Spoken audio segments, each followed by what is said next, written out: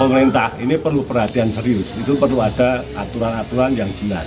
Jangan sampai itu mematikan perguruan tinggi swasta yang selama ini sudah Menteri itu andil ya, bisa melihat di lapangan, turun ke lapangan melihat situasi. Ketua Yayasan Karya Dharma Pancasila, Dr. Anggoro Panji Nugroho, MM, menyorot kondisi perguruan tinggi swasta saat ini yang dinilainya memasuki fase sulit pasca pandemi. Ketua Yayasan yang juga pengamat pendidikan dari Universitas Dharma OB Surakarta ini memandang, kesulitan yang dialami perguruan tinggi swasta semakin berat dengan adanya kebijakan jadwal waktu pendaftaran mandiri yang sangat panjang dan mepet dengan penutupan penerimaan mahasiswa baru. Dampak dari kebijakan tersebut juga akan menimbulkan multi-efek. Kuota pendaftaran yang seharusnya menjadi milik PTS akan kesedot ke PTN, karena panjangnya waktu gelombang pendaftaran mandiri di PTN. Sampai sekarang, itu dari pihak pemerintah, itu masih belum adil maupun belum merata tentang kebijakan-kebijakan, dukungan-dukungan untuk perguruan tinggi swasta dan negeri. Itu terpautnya banyak sekali. Jadi kalau kita mengharapkan juga bagaimana pemerintah itu juga menghargai, mendorong perguruan tinggi swasta yang diselenggarakan oleh warga negara Indonesia yang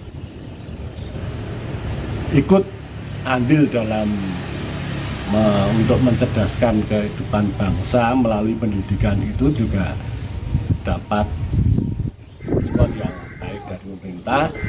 Syukur-syukur bisa disamakan perhatiannya, dukungan apapun seperti perguruan tinggi negeri. Nah, mungkin salah satu bentuk konkret yang bisa dijadikan kebijakan untuk mengangkat perguruan tinggi swasta apa mungkin kalau menurut gagasan ini? Yang paling konkret itu sebetulnya yaitu satu aturan yang jelas tentang penerimaan mahasiswa baru. Ya, ini banyak yang sampai sekarang, yang akhir-akhir ini dikeluhkan oleh semua perguruan tinggi, itu bahwa perguruan tinggi negeri itu melaksanakan perekrutan mahasiswa baru dengan sistem mandiri, dan itu tidak hanya satu kali, mandiri satu, mandiri dua, sampai berapa. Nah, dengan adanya itu otomatis paling dirugikan adalah perguruan tinggi swasta. Satu, untuk anak-anak yang nilainya baik, otaknya baik, sudah terserap ke situ. Kedua, orang tua yang mampu secara finansial untuk membiayai anaknya sudah terserap di situ. Jadi perguruan tinggi swasta itu tinggal sampah dari kemampuan nilai anaknya di bawah, kemampuan orang tua membiayai juga di bawah, karena semua sudah diangkut di perguruan tinggi negeri. Perguruan tinggi negeri. Nah, ini untuk pemerintah ini perlu perhatian serius. Itu perlu ada aturan-aturan yang jelas. Jangan sampai itu mematikan perguruan tinggi swasta yang selama ini sudah berjuang mengembangkan pendidikan tinggi, nah, dalam rangka ikut berpartisipasi dalam hal untuk mencerdaskan kehidupan bangsa. Saya kira Jadi kemarin kami mengikuti berita tentang perkembangan perjuangan teman-teman perguruan tinggi swasta yang kemarin kita amati APC sudah bergerak. Itu saya sangat apresiasi sekali, karena sebagai person pribadi juga terbantu dengan perjuangan teman-teman APC tentang undang-undang Sidisnas, juga peran PTS dalam mencerdaskan kehidupan bangsa yang sebegitu terabaikan, dan semoga dampaknya ke depan itu Pak Menteri itu andil ya, bisa melihat di lapangan, turun ke lapangan melihat situasi yang sebenarnya. Jadi perlunya kadang-kala PTS-PTS yang kecil itu juga perlu diperhatikan. Tidak hanya saya yakin PTS yang besar itu ya sudah matang ya secara keseluruhan, tapi PTS kecil itu ya berusaha ingin mengutarakan aspirasinya, karena amal undang-undang ada 45 itu juga mempunyai tanggung jawab ya, amanat undang-undang mencerdaskan kehidupan bangsa dengan kendala-kendala yang ada. Dan kita sendiri, Unda UB sendiri itu sebenarnya kampus yang sudah lama ya, berharap itu kampus yang berharap PTS di Solo yang didirikan oleh pejuang-pejuang karena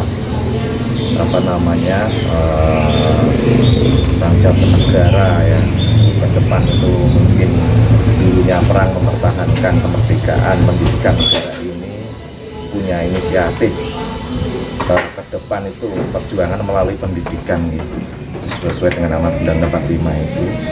Maka tolong semua pihak terkait yang berkaitan dengan pendidikan ini memperhatikan ya keluhan-keluhan kami yang berkaitan, salah satunya itu karena korban kebijakan ya, jadi korban kebijakan kementerian sendiri yang membuat saya atau mungkin teman-teman PTS itu dampak yang dirugikan ya, karena seleksi yang berkelanjutan itu.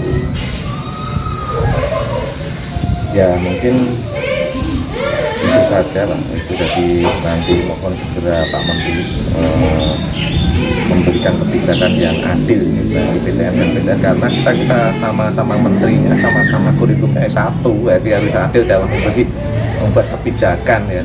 Dan bahwa basic dari pendidikan itu juga harus diperhatikan sekali ya, karena apa ya, karepnya tujuan kementerian arahnya ke globalisasi, digitalisasi itu, tapi yang basicnya tolong diperhatikan ya. Untuk menuju itu kan perlu butuh modal dan lain-lain ya, kesiapan lain-lain. Kita sesuai aturan-aturan juga ingin menyesuaikan, tapi kendalanya bagaimana, darah kita terbatas kan gitu. Itu saja, tolong diberi solusi yang terbaik.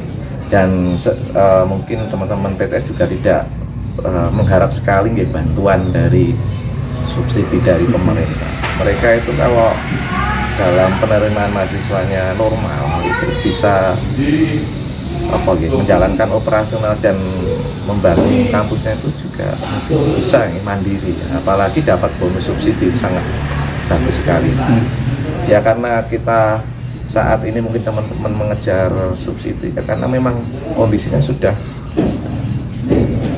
lampu merah ya, jadi kita mati segan hidup tak mau kan gitu. Dan yang paling berat, kita punya amanah itu mencerdaskan kehidupan bangsa itu, yaitu harus kita jangkat bagaimana caranya kita masih bertahan. Yaitu mungkin keluhan kami yang perlu disikapi secepatnya.